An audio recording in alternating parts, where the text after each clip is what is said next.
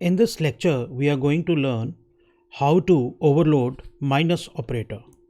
This video is brought to you by OppiPies Academy.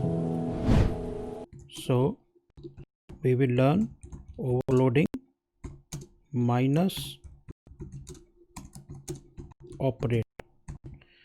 Okay, let me have a simple class. Suppose the name is values and I happen to have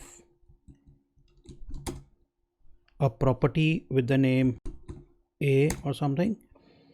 Okay, now I am going to define as usual the constructor that would contain the formal parameter A. Always remember, if I name the formal parameter same as the name of the property, it does not mean it's a property. A is formal parameter, it will be passed a value, and by using self dot A is equal to A, we'll be assigning the value of this formal parameter into this A, which is being preceded with self. That means this A is the property attribute. Okay, so now what I am going to do is I am going to define my operator loading function, that is magic function for the minus operator. So I would write def hyphen, remember the name is sub.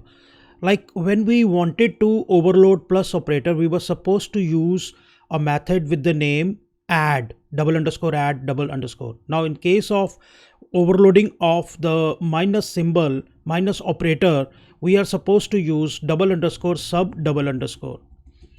Okay, these are the fixed steps.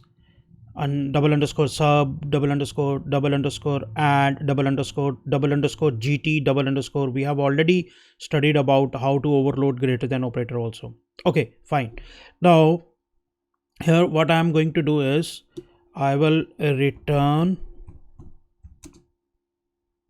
self dot a minus other dot a. Okay, now remove the indentation. Now this will be considered to be the driver, that is the main part of the program. Here I am going to take an object with the name suppose VOBJ1 values, let the value be 100, VOBJ2 values, let the value be 90. Okay,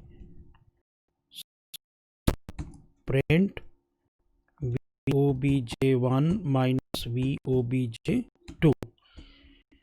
So what will happen is, if we are using, as you have, if we are using an operator with two objects, there should be an operator loading function, that is magic function in the class. In this case we have got one with the name sub. So when you are subtracting two objects, what will happen is the magic function, here the magic function, I mean to say operator overloading function for minus operator will be invoked, right? Will be invoked. So when I will execute the program, let me first explain the program once again. VOBJ1 is equal to values 100, the constructor would be invoked, the value 100 will go into this formal parameter A, which will be assigned to this attribute A. After that VOBJ2 would be created, this object would be created with its value of A as 90, and then when I would write print VOBJ1 minus VOBJ2, what would happen is this operator overloading function would be invoked, right? And when it will be invoked, self represents the current object, which is the current object which is on the left side. On the left side of the operator is VOBJ1, so its attribute A would be automatically provided. But as far as VOBJ2 is concerned, its value will be put into this second formal parameter other. So when I write self.a, that means 100. When I write other.a, that means 90. So 100 minus 90, 10 will be returned. So let me execute the program and show you the output. Control Shift 10. yeah, you will see the